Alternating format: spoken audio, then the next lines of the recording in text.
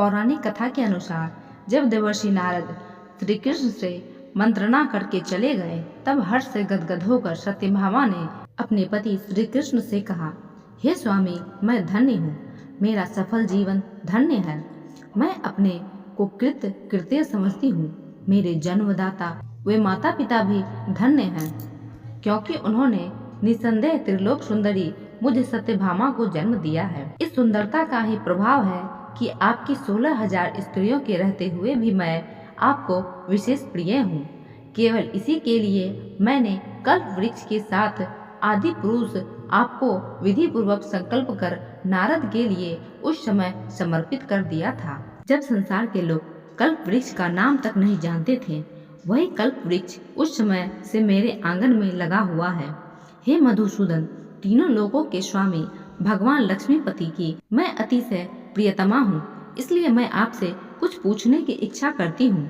यदि आप चाहते हैं तो मेरे प्रश्न का उत्तर विस्तार पूर्वक मुझसे कहिए, जिसे सुनकर मैं अपना कल्याण करूं, जिससे कल्प पर्यंत भी मेरा और आपका वियोग कदापि न हो। श्री सूत जी ने कहा कि इस प्रकार अपनी प्रियतमा सत्यभामा की बातें सुनकर श्री कृष्ण जी मंद मंद मुस्काने लगे। सत्यभामा का हाथ अपने हाथ में लेकर हास परिहास के साथ कल्प वृक्ष के नीचे पहुँचे और उस स्थान से सब सेवकों को हटा दिया। सत्यभामा की ओर देखकर हंसे, साथ ही पूछा कि सत्यभामा भगवान के इस अनुराग को देखकर संतुष्ट और पुलकित हो गई और कृष्णचंद्र जी सत्यभामा को देखकर गदगद हो गए। श्री भगवान ने कहा कि हे देवी, वास्तव में इन 16,000 स्त्रियों के रहते हुए भी तुम मुझे प्राण के तुल्य प्यारी हो। तुम्हारे लिए तुम्हारे कल्प वृक्ष वाली जिद रखने के लिए देवताओं के साथ इंद्र से भी लड़ गया था।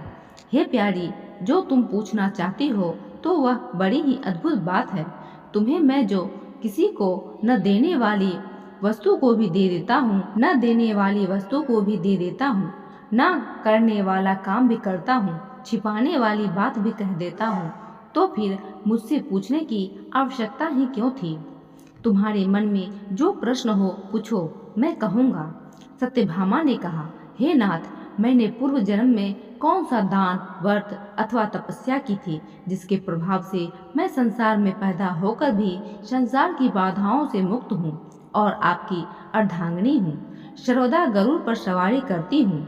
आपके साथ इंद्र आदि देवताओं के यहाँ आपके जाने पर आपके साथ मैं भी जाती हूँ। यही मैं पूछती हूँ कि मैंने उस जन्म में कौन सा शुभ कर्म किया है। पूर्व जन्म में मैं कौन थी, मेरा कैसा स्वभाव था और मैं किसकी पुत्री थी? श्री कृष्ण चंद्र जी ने कहा, हे प्रिय, तुम सावधान होकर सुनो। मैं तुम्हारे पूर्व जन्म की कथा कहता हूँ। उस जन्म में तुमने जिस पवित्र व्रत को किया था सो बतलाता हूँ। जबकि सतयुग का अंत हो रहा था, उस समय मायापुरी में एक अत्रि गोत्र वाला देव शर्मा नामक ब्राह्मण निवास करता था। वह समस्त वेदों तथा वेदांगों में पारंगत, अतिथि पूजक, अग्निहोत्री तथा सूर्य नारायण का व्रत करता था। सर्वदा सूर्यदेव की उपासना करने के कारण वह दूसरे सूर्य की भांति दीप्तिमान था। उसको वृद्धावस्था में गुणवती नाम की एक कन्या उत्पन्न हुई। देव शर्मा को उस पुत्री के अतिरिक्त कोई संतान नहीं थी।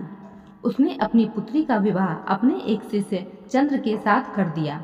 पुत्र विहीन देव शर्मा अपने शिष्य चंद्र को अपने पुत्र के समान मानते थे और जितेंद्रिय चंद्र भी देव शर्मा को अपने पिता के सदृश समझता था। एक दिन चंद्र और देव शर्मा दोनों कुश और समाधि लगाने के लिए वन में गए और इधर घूमते घूमते हिमालय के समीप एक उपवन में पहुंच गए। तब उन्होंने एक विकराल राक्षस को अपनी ओर आते हुए देखा। उसे देखकर ये दोनों भय से व्याकुल हो गए।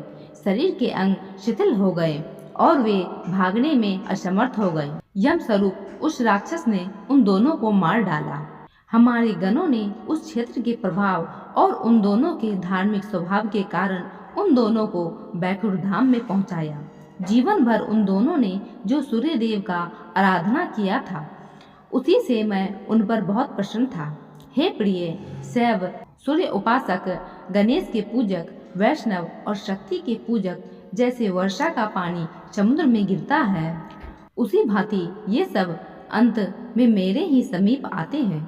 अकेला मैं ही नाम और क्रिया के भेद से 5 रूपों में विभक्त हूँ। जैसे किसी का नाम देवदत्त है, वही देवदत्त किसी का बाप है, किसी का पुत्र है, किसी का भाई है और किसी का भतीजा है, लेकिन वास्तव में यह देवदत्त एक ही है। अस्तु सूर्य के समान तेजस्वी वे दोनों मेरे बैकुंठ में आकर रहने लगे।